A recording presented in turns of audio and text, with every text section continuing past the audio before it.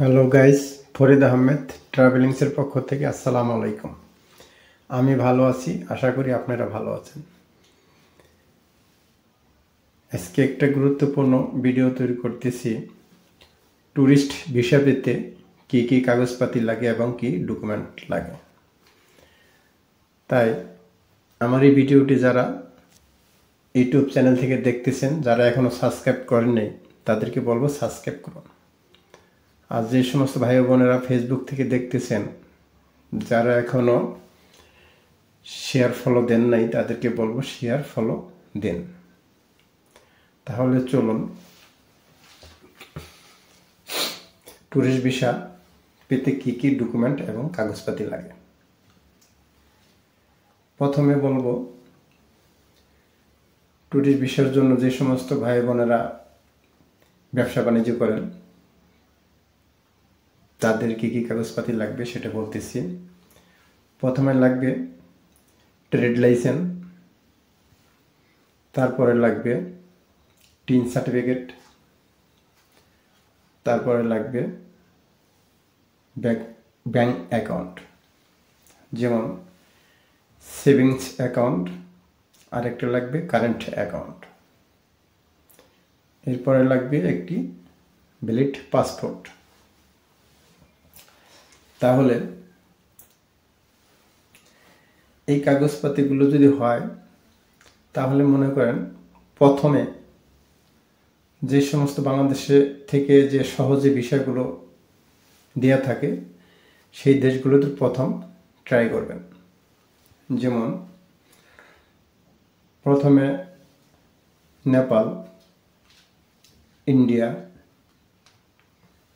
তারপরে আপনার মালদ্বীপ, এই সমস্ত দেশগুলো যখন ভ্রমণ শুরু করবেন, আপনার পাসপোর্ট আস্তে আস্তে বাড়ি হয়ে যাবে।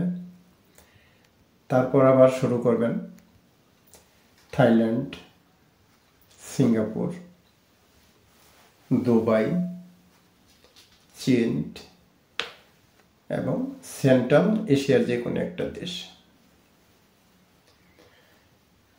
তারপরে যদি আপনি ইউরোপে সাবমিট করার জন্য চিন্তা ভাবনা করেন এবং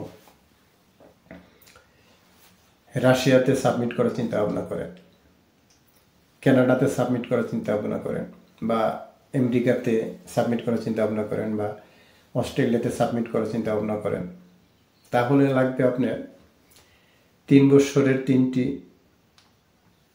ট্রেড লাইসেন্স কপি এবং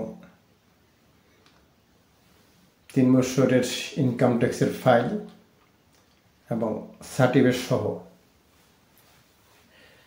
আর 6 মাসের ব্যাংক স্টেটমেন্ট লাগবে কারেন্ট অ্যাকাউন্টের, এবং 6 মাসের ব্যাংক স্টেটমেন্ট লাগবে সেভিংস অ্যাকাউন্টের।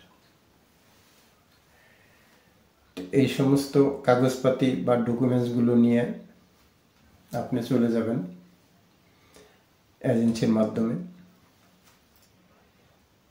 সেই এজেন্সি আপনাদের সব কাগজপাতিগুলি ভালো করে চেক করে দেখে বুঝে তারপরে এগুলো রোটারি করাবে। রোটারি করানোর পরে আপনাদের সাইন্ড বা স্বাক্ষর, 2 কপি ছবি, এগুলো সমস্তগুলো দিয়ে আপনার কাগজটা প্রসেসিং করে এম্বাসি থেকে ডেট নেবে।